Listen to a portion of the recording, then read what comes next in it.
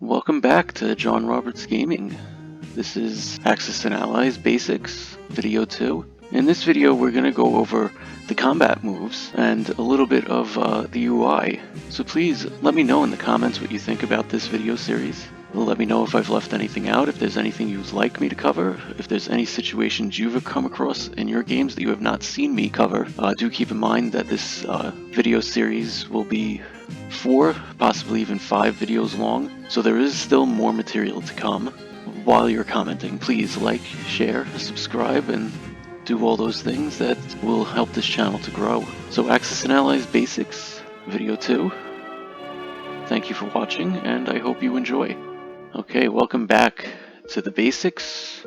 So in our last episode, we went over what Axis and Allies is, what all these different territories are, how the game is played, the basic object of the game, and each unit individually. So now it is time to move on to combat moves. But before we do that, let's touch up on some more of the UI of this game. So in the last video, when I was describing these units, I clicked this button, and it brings up a description of that unit. You purchase your units by using these plus and minus signs. A plus will add 1 unit of that type, and will subtract that number of IPCs from this number, the remaining IPCs in your treasury. It will also take up a slot of capacity. This capacity is based on how much you currently can produce out of your industrial complexes. For instance, Soviet Union begins with a capacity of 14, 8, 9, 10, 11, 12, 13, 14. So that's what my capacity is equal to. Of course, if I lose an industrial complex, or if an industrial complex becomes damaged, this number will change. Likewise, if I gain an industrial complex, this number will also change. So right now, we have the purchase panel open, and if we move over to here, map notes. Now, if we were to have a map note that we needed to read, this would be the window that we do that from. Map notes can be left by one power to inform another power of a situation or a condition, or to relay messages. Most of the time when you play this game, you are going to be playing as one faction or the other, so this typically gets used to relay messages to yourself, kind of like tying a little string around your finger.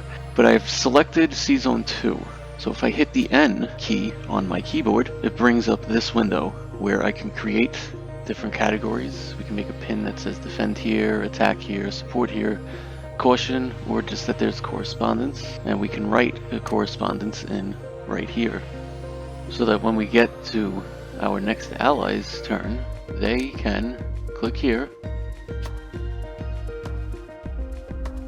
and view this on the map. And there's a little message for them: please like, share, and subscribe. And then this window here is the war diary. We can review our enemy's last turn. In this case, it is Japan's turn, and the last turn was done by UK, so we could check out their purchases. 10 infantry. We can look at the combat moves that they made. We could also look at the combat and see the result of that combat, the non-combat moves that they made. And as you click on each one, it will take you to that region or C-Zone.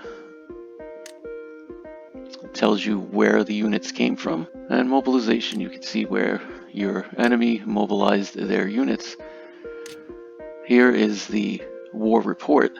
This is where you get a little more information on total attack power. It can be a gauge on who's winning this game, victory cities, and of course how many territories are owned, national production each player has, how many IPCs are remaining, and total attack power for each power respectively. And then the next window gives you more help, and here you can find the overview of what the game is, how to achieve victory, all the different phases, which we will go over, and everything else you need to know: land units, sea units, air units, industry, advanced rules. All of that information is right here. There's also download of the official board game rules, extra rules, and gameplay differences.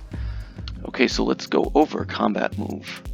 So in combat move, you want to decide what units you're going to use to assault which regions. So let's take these two regions Manchuria and Buryatia, for example. I want to assault Buryatia, so I can send 3 infantry and 1 fighter, thusly. And let's say I want to bring a little more. I could use this transport, load these infantry, and attack Buryatia. We could use battleships for bombardment, like I said in the description. So let's go over it all step by step. These 3 infantry, left click, and then these red regions indicate where you can make a possible attack with these units. I can hold down the control key to send 1, or I can hold down the shift key to send all, or I can use the game's own built-in mechanism. So if I left click the infantry and right click, this window pops up where I can control how many units I'm going to send. Left click, right click. When there's only 1 unit, there's no need for any window or any shift or control keys. Transport. So I left click on the transport, and then I can take units. Take 2, 1 at a time, with control key, or I could use the shift key and take 2 at a time. Either way, it is done by left clicking transport and right clicking the units. There is also another method where you can left click the units and right click the C zone that the transport is in. You can also use control key and left key with that as well. And then you take that transport and you can click on the region that you want to assault. Now in this case, there is only 1 option, so it doesn't matter. Okay, let's take these British transports for an example. I want to load up this tank, this artillery, and 4 of these infantry. So to load them up, if you take the infantry first, you said you wanted 4, so we'll use this, we'll load 4. And then you want the artillery, and you want the tank. You can't bring the tank. Why can't you bring the tank? Let's check out C-Zone 7. You've got 3 transports. 2 of them have 2 infantry, and 1 of them has 1 artillery. You could fit 1 more infantry in this case. So what happened there? You should be able to bring a tank, an artillery, and 4 infantry. What happened is the interface puts 1 infantry in 1 transport at a time and fills them up respectively, 1 infantry at a time. It does not put 2 infantry in 1 transport and then 2 infantry in the next transport. So when loading your transports, my suggestion would be to always start with the non-infantry first. And that way your transports will be loaded properly. Now let's say you want to assault Norway at this point with these 3 transports that are loaded with these 6 units. But let's say you want your transports to end up in C-Zone 6. For these purposes, we are going to load up 2 of these transports and leave 1 empty for now for the sake of argument. So you bring the 2 transports here and unload them, and then you realize, oh, I can bring 2 more units. Let's bring 2 more units. So you bring 2 more units to assault Norway. And, oh, what happened there? Well, the interface chooses C-Zone 3 as the default. The interface will not recognize that you want to assault and have your transports end up in C-Zone 6. So be careful of this. Something like this can happen and you may not notice, and you're going to lose that transport. So for that reason, you first send the transport to the proper C-Zone and then unload in Norway. Okay, bombing raids. This will pop up and you have to decide bombing or attack. When you want to do bombing raid, select bombing raid. It's as simple as that. And you saw me bring the battleship and the cruiser. You just left click those units and right click where you want to bombard. But beware, once again, and now we could use a destroyer to attack these submarines with these fighters. Okay, so in a bombing raid, the industrial complex will first fire its shot, and we got hit. Which means we lose the bomber and he takes on no damage. If we had not lost the bomber, then 1 die would be cast, and the number on that die would be the amount of damage taken on this industrial complex. Norway has bombardment. Cruiser missed. Battleship hit. Okay, so submarines can be attacked as long as you have a destroyer. If not, they will most likely submerge, and the fighters would not be able to hit the submarines without the destroyer present. I whiff, and so does he. These only defend at 2. Sorry, they defend at 1. I have a hit. No hits back. Now if I were to lose this destroyer, if he had gotten hit back and I would lose the destroyer because they cannot hit the fighters, then the fighters would lose their ability to hit the submarine. That didn't happen here. So I'm making a submarine attack on these units here. They do not have a destroyer, so I get to take a surprise strike. I'm also going to make this Pearl Harbor attack. Now, when you have all of your combat moves set up that you want to do for a turn, you of course end the combat move phase by hitting end phase, and this window will pop up and it will bring up all of your combat and it will give you a prediction with the built-in calculator. I have actually found this to be a nice feature. Sometimes I won't even bother pulling up a calculator. I will just set up an attack and see what this says, and I look for a strong. Favorable is something I will do if the payoff is worth taking a little bit of a risk, but strong is usually what I'm looking for. I'm looking for a strong prediction. This calculator is not perfect. I do notice that on amphibious assaults, when there is a naval battle, it's not able to properly predict. You end phase, and you move on to combat. So here we get the option to submerge our submarine if we wish. I do not wish to do that. My surprise strike missed. His surprise strike hit. Take a hit on that battleship. So his surprise strike, if I had not had this battleship here, I would have had to choose this submarine and it would have been eliminated.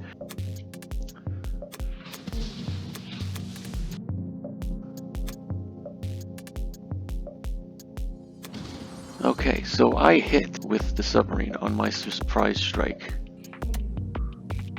He gets a surprise strike again and he missed. As you can see, the cruiser has been eliminated without any counter strike. Okay, and now we're retreating. So I'm going to attack West Russia. These two, one from here, and we'll send one from here. Give it a fighter, another fighter. So as you can see here, this shows me everything that I have going into West Russia by clicking this here. This is my units that are going in here. By clicking this, I can pull up the calculator. That's a strong possibility. And if we look at the territory, it shows us what is in the territory now, and that this is coming in. So that's how you navigate that. So all the information you need is laid out for you. So let's review retreating. Let's say I just plan on strafing this. I got 2 hits. He got 3 hits back, so it wouldn't be a good strafe. But for our purposes, that'll do. I click retreat. These are my options. These 3 that I brought units in from. Okay, so let's say, for argument's sake, I don't want to capture this, but I want these units here. There is a way I could do that, and it doesn't involve this transport. If I was to attack here, there's 1, 2, 3, 4 units. So if I bring 4, 5, 6 units, let's see what happens. It is unlikely.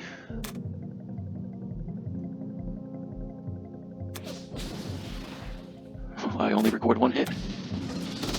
And he records 3. Very unlucky. So let's retreat. You retreat by clicking retreat. In all of these scenarios, you can either use the press on button, the retreat button, or you can just click enter and you will continue on. If you want to retreat, you have to select retreat with your mouse and left click. Now you have the option to retreat from any territory that you attacked from. So in this case, we wanted to go to Transjordan.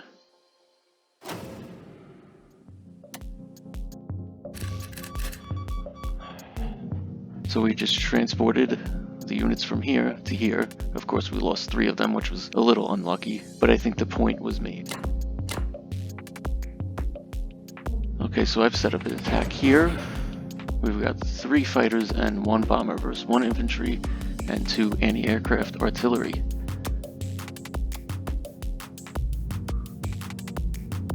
The anti-aircraft artillery begin the combat by rolling their air defense, and they hit 2 of my aircraft since they got to roll 4. They got 4 chances since I had 4 and he had up to 6 chances. So that covers all 4. It would have covered up to 2 more aircraft.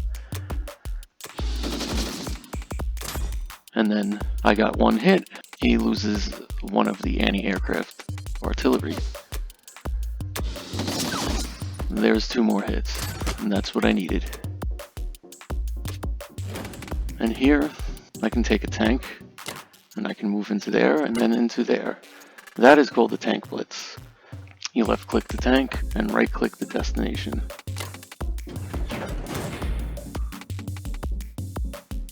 As simple as that.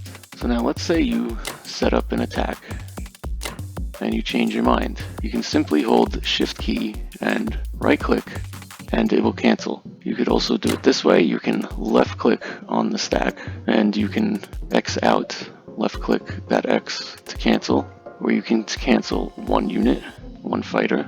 Or if you click on this stack of 3 infantry, left-click, then it brings up each one individually, or you can do them collectively. So that's how you handle that. Okay, so I think we are ready to move on to non-combat moves.